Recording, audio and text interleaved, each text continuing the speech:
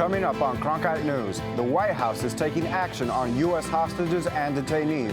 We discuss what this could mean for Brittany Griner. Also, there was an explosion at the Hoover Dam this morning. We give you all the current information.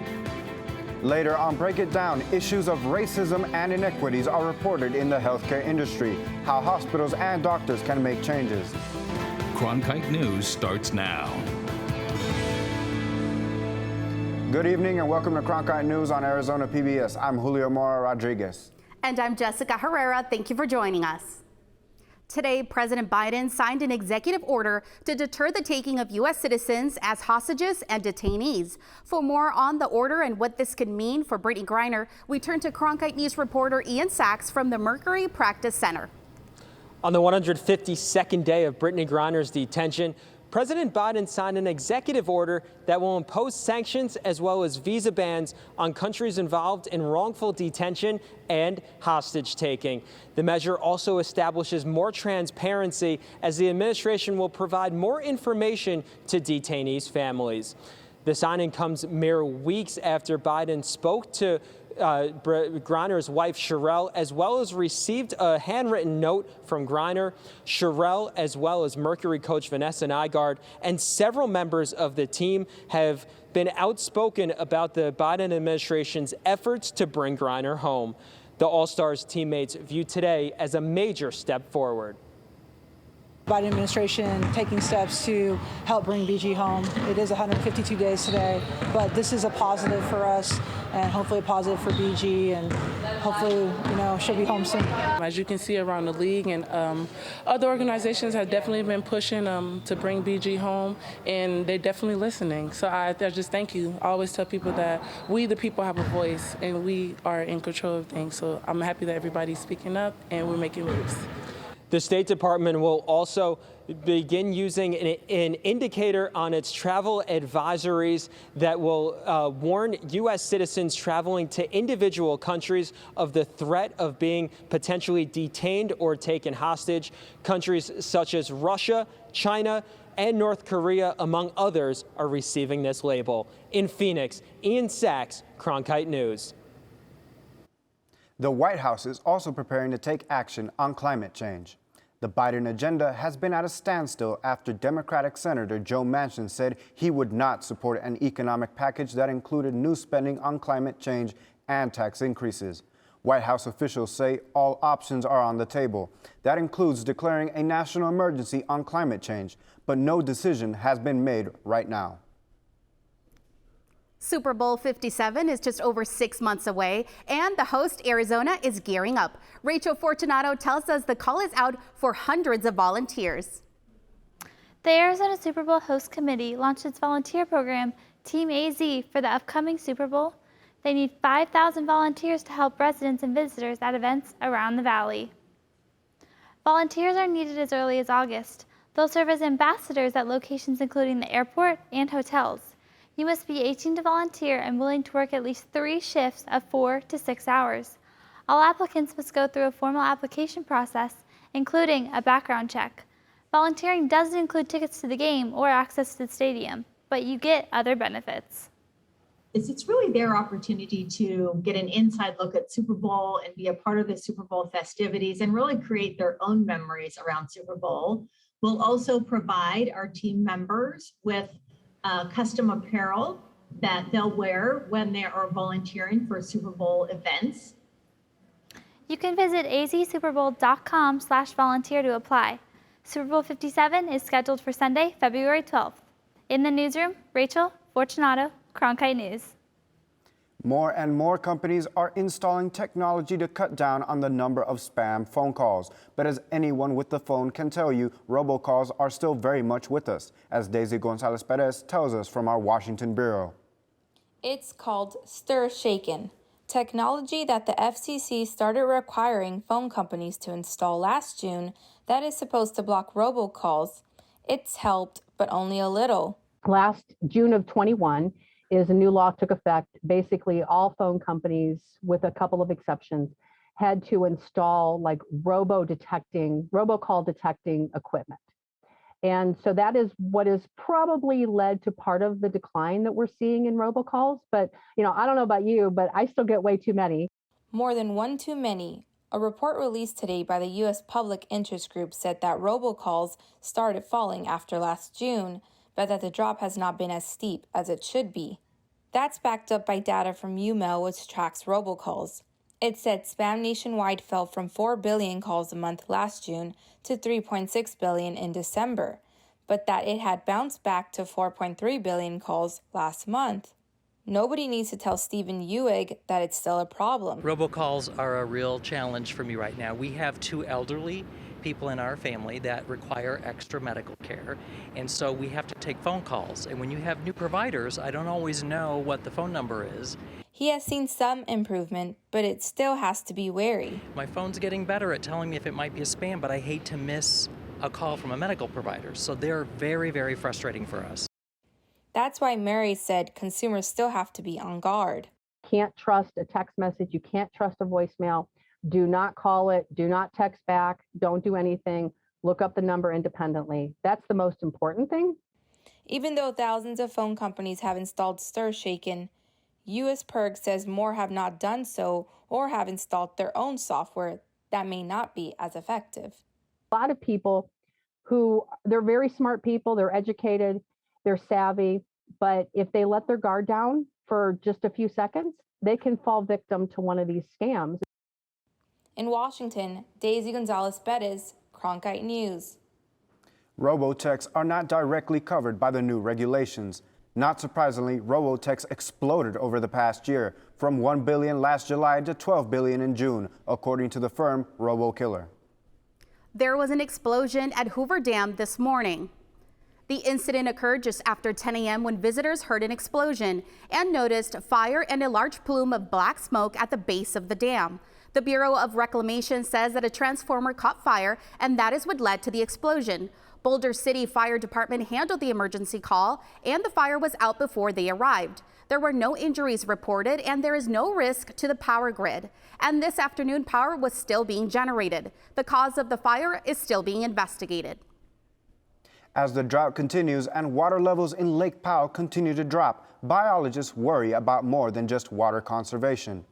Striped bass, gizzard shad, and channel catfish populations are rising in lower Lake Powell. These species are non-native and have been introduced into the area in the past to support recreational fishing. With water levels decreasing, these fish are moving downstream via the Glen Canyon Dam and threatening the native humpback chub population. Officials are using techniques such as cold water flushes and gill nets to control the spread of the invasive species. The battle is ongoing. High heat can cause lots of problems for those who work outdoors, and one group being hit hard are mail carriers and delivery drivers. Last Thursday, a video was captured of a UPS delivery driver in Scottsdale passing out on a homeowner's porch due to high heat. The UPS has issued a statement that the driver is now fine and that drivers are trained to work in extreme temperatures. Frequent stops make air conditioning ineffective in their trucks, and when combined with high heat and humidity, delivery work can become dangerous. Offering a water or a cold drink to your delivery drivers might be a good idea since hot and humid conditions are going to be continuing throughout the week. Let's check in with Rachel Fortunato in the Weather Center for more details. We're going to stay pretty hot this week. If we look at our futurecast, we're going to start with some clear skies. We might get a light storm on the east side of the state. Those clouds will then move into Phoenix on Thursday and Friday evening, giving us some nice cloudy skies. If we look at this side of the country, the nicest weather is going to be over here on the California coast, with San Francisco being that nice 71. If we dive deeper into the state, Phoenix and Yuma are going to be at 111. The whole west side of the state is going to stay pretty high in those hundreds. We can go slightly north and get to the Grand Canyon at 92, Window Rock at 95, and the nicest weather in the state is going to be in Flagstaff at the cool 86. If we look at our evening tonight, we're going to start at 110 at 6 p.m. with some sunny skies. We're only going to cool down slightly, getting to 101 at 10 with some cloudy skies tonight. Looking at our 8-day forecast, tomorrow we're going to be at 112 with a 20% chance of rain and some nice clouds. Those clouds are going to continue as we heat up on Thursday and Friday, getting to 114. We get that 20% chance of rain back on Saturday, getting to 109. That rain and those clouds continue on to Tuesday. Wednesday changes, giving us a 10% chance of rain and some sunny skies at 104 degrees. Remember to stay safe and stay hydrated out there. From the Cronkite News Weather Center, I'm Rachel Fortunato. I'm Omar Yakub. Coming up after the break, I'll have your Cronkite Sports Report. The Suns re-signed a key player as their summer finished up their time in Vegas. We'll recap a busy week for them next.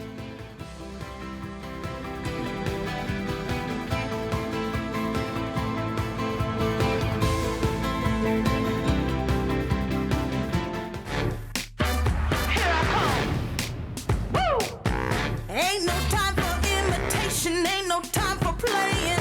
I'm just gonna do me. Know what I'm saying?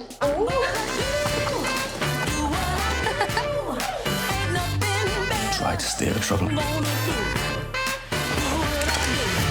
Where's the fun in that? You know how ladies can be. I'ma do what I do. Did you know newsrooms today are looking for bilingual journalists? Cronkite Noticias prepares you to cover diverse communities. In Cronkite Noticias, you will obtain an unforgettable experience. Nopales como este van a tumbar. Cronkite Noticias. And develop your skills with the latest technology.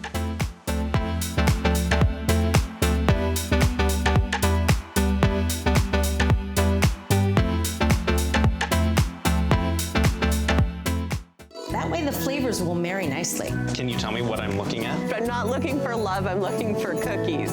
And there's still places to discover. It just absorbs you. You can make this at home if you can't find it. I will continue to eat and drink until you get here. Get here fast. Cheers. Oh, look at that. Oh, doesn't that look good? We are going to be eating well. It does work. It does. We got a happy little sky. We're just getting started.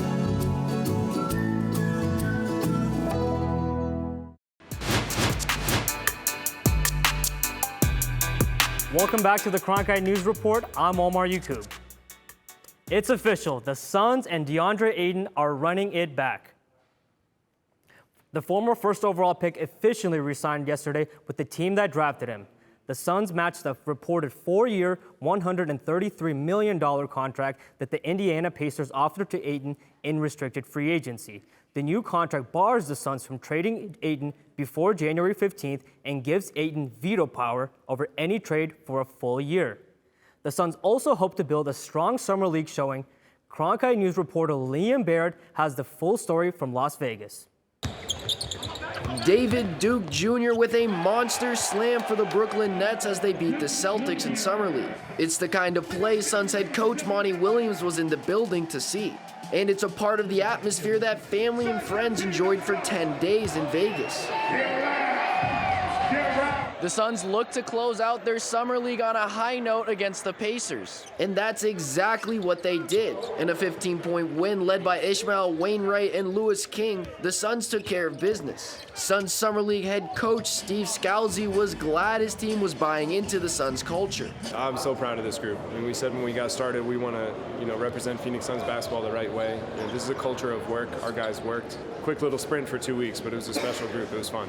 The Suns weren't the only team with a big end to the tournament. The NBA announced that this year's Summer League champions would receive rings for the first time. The Portland Trail Blazers took that honor after beating the New York Knicks in the championship game. Game MVP Trendon Watford was excited. Well, I'm glad they this is the first year they did rings, and I can say we the first team to take them home. The Suns head back to Phoenix hoping to carry over the positive energy into the preseason, where some Summer League players will join the team. In Las Vegas, Liam Barrett, Cronkite News. In conference realignment news, the Pac-12 and Big 12 have reportedly ended talks about a potential merger. According to multiple reports, the two conferences had seriously discussed a partnership over the past 2 weeks after USC and UCLA announced plans to leave the Pac-12 for the Big 10. Oklahoma and Texas are also set to leave the Big 12 for the SEC. Though now the merger is now off the table, the Big 12 will still reportedly monitor the potential of adding Pac-12 schools like ASU, Arizona, Utah, and Colorado.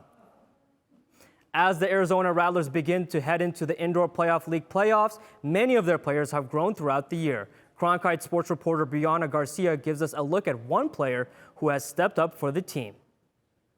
Wide receiver Braxton Haley is originally from Athens, Georgia. After graduating from Illinois State during COVID, he received a chance to play ball with the Rattlers. My agent called me and was like, Arizona Rattlers are interested. You know, me and my dad drove out here. It took us about 2 days. I didn't even know you'd get cut from the team at the time, so I drove out here on the chance, but I mean, I believed in myself and it worked out, and yeah, I've been here ever since. Offensive line coach Kani Kawahi doesn't work directly with Haley, but he said it's enjoyable to have him on the team. Well, he's like a young child with an exorbitant amount of energy. So, you know, sometimes you gotta settle him down. Sometimes you gotta enjoy it. With this being his second year with the Arizona Rattlers, Braxton Haley has seen himself grow as a player and a competitor on the team. My mindset has changed a lot, you know, especially my confidence, you know, and confidence comes from trusting your training, especially when you're tired. So, yeah, man, just the approach that I take to the game, you know, whether it's in here practicing or, you know, at home stretching or things like that, you know, I just have a different mindset about it. Haley only saw 9 games last season for the Rattlers. Quarterback Drew Powell said Haley has taken a huge step from last season. Yeah, I've seen him grow a lot, just, you know, maturity, you know, seeing the field, reading the defenses, you know, just being a leader. And this year he's become more of a leader for the guys. Haley currently sits 4th in the IFL leaders standings for receiving touchdowns. In Mesa, Brianna Garcia, Cronkite News. The Rattlers clinched home field advantage in the first 2 rounds of the playoffs, which start July 24th at the Footprint Center. And lastly, the Diamondbacks wasted no time signing Drew Jones after making him the 2nd overall pick in the 2022 MLB draft. According to multiple reports, Jones and the D-backs agreed to a signing bonus worth over $8 million. It's the new richest deal for a high school player in MLB history. That's all today for Cronkite Sports Report. Back to you, Julio. That's it for Cronkite News tonight. Thanks for joining us. For top Arizona stories anytime, go to cronkitenews.azpbs.org. Next on Break It Down, issues of racism and inequities are reported in the healthcare industry, how hospitals and doctors can make changes.